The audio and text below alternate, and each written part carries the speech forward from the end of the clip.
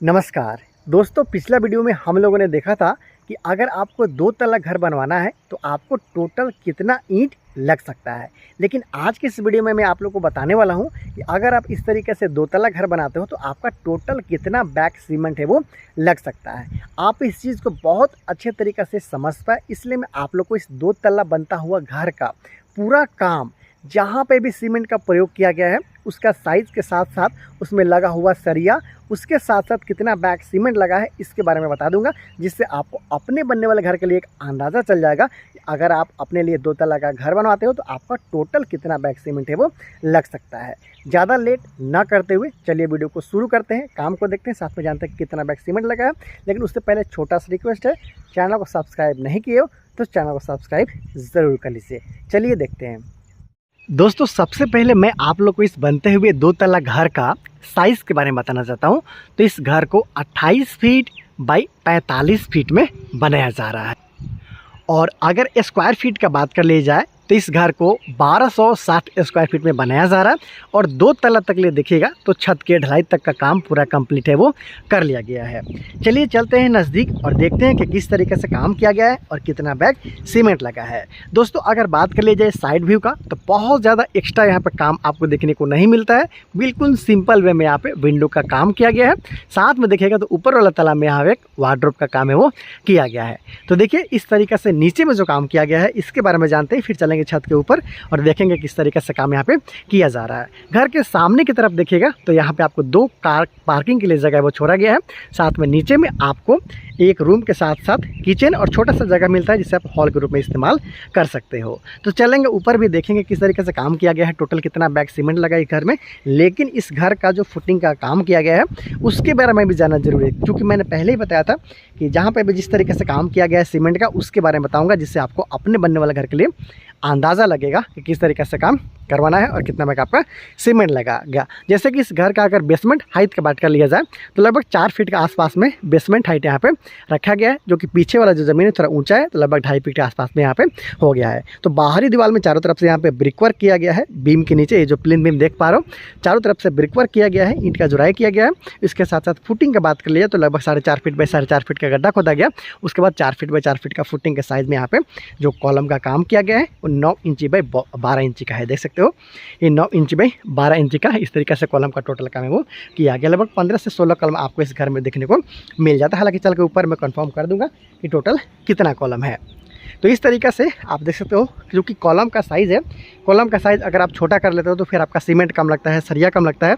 इसलिए मैं आप लोग को पूरा काम को दिखा देता हूँ ताकि आपको अपने बनने वाले घर के लिए अंदाज़ा चल पाए कि आप इस तरीके से काम कराते हो तो आपको कितना बैग सीमेंट लग सकता है। तो मैंने बताया कि सारा कॉलम का साइज़ 9 इंच बाई 12 इंच का रखा गया है। बात कर लीजिए बीम का, चूँकि ये जो बीम है इसमें भी काफ़ी अच्छा सीमेंट है वो खपत हो जाता है। तो बीम आप देख सकते हो जो इस घर के लिए प्लिंथ बीम बनाया गया है, तो इसका साइज़ का बात कर ली जाए तो देख सकते हो 10 इंची बाई 11 इंच के आसपास का साइज़ का ये यहाँ पे प्लिंथ बीम है। हालांकि साइज़ उधर जाते हुए थोड़ा सा कम हो गया है, इजीली देख सकते हो। राउंड फिगर में माना जाए तो 10 इंची बाई 10 इंच के आसपास का यहाँ पे बीम का काम है वो किया गया है।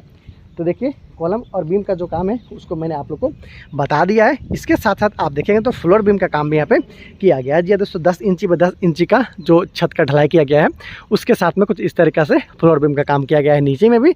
और आने वाले दिन में जब डिसेंटरिंग किया जाएगा तो ऊपर में भी देखेंगे सेम साइज़ का यहाँ पे जो बीम है उसका काम किया गया है। दोस्तों, बात कर लेते हैं कि आखिर इस घर को बनाने में अब तक टोटल कितना बैग सीमेंट लगा है।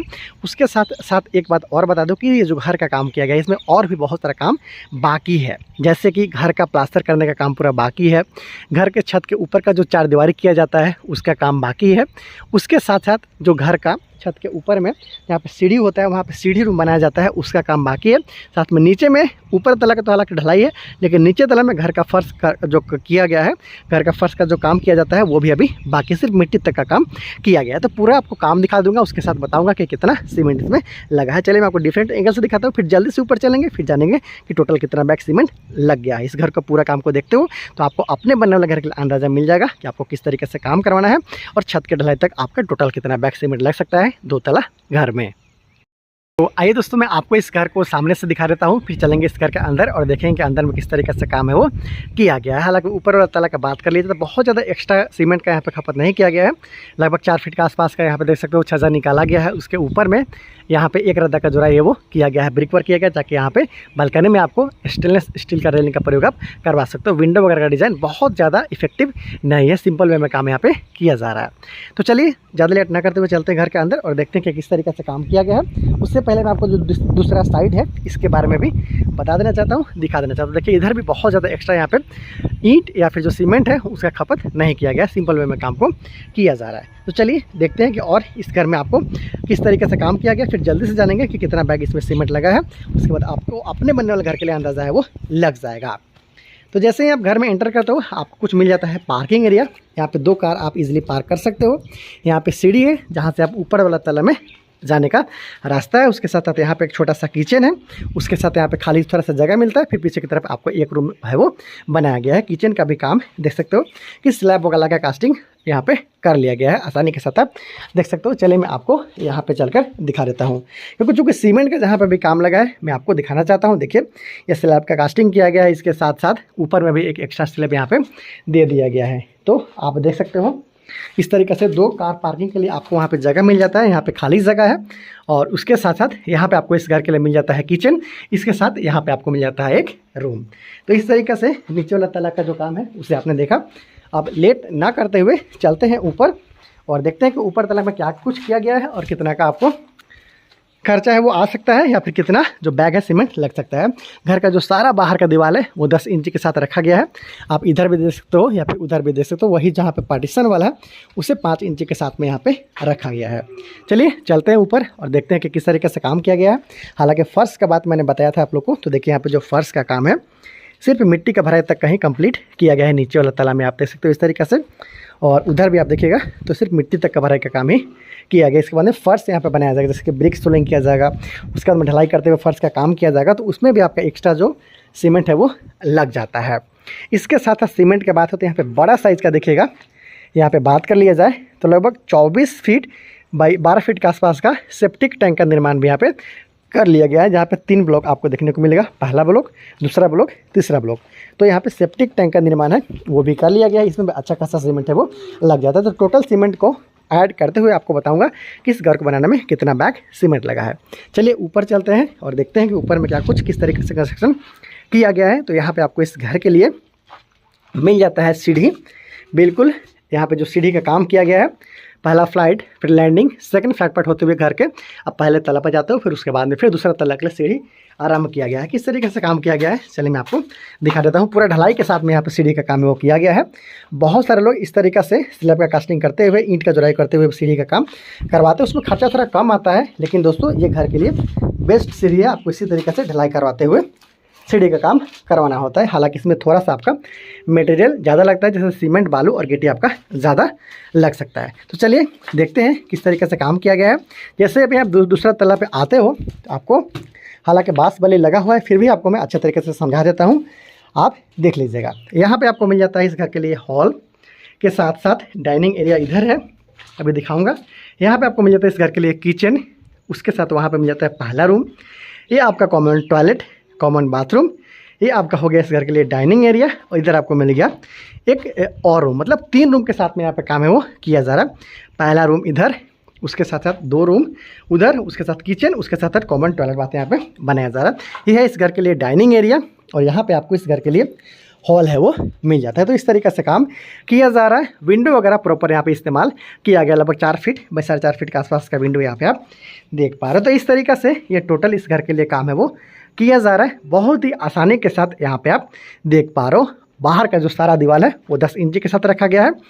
अंदर का जो सारा पार्टीशन वाला है वो 5 इंच के साथ यहाँ पे रखा गया है। बहुत आसानी के साथ आप यहाँ पे देख पा रहे हो। तो इस तरीके से 2 तला घर का काम आपने देखा कि किस तरीके से इससे बनाया जा रहा है। स्लैब वगैरह का कास्टिंग में आप देख सकते हो कि किचन के लिए स्लैब का कास्टिंग है वो हो चुका है। तो दोस्तों जान लेते हैं कि आखिर इस घर को बनाने में अब तक टोटल कितना बैग सीमेंट लगा है। लेकिन कुछ काम है जो अभी बाकी है, जिसके बारे में भी आप लोग को मैं बताना चाहता हूँ।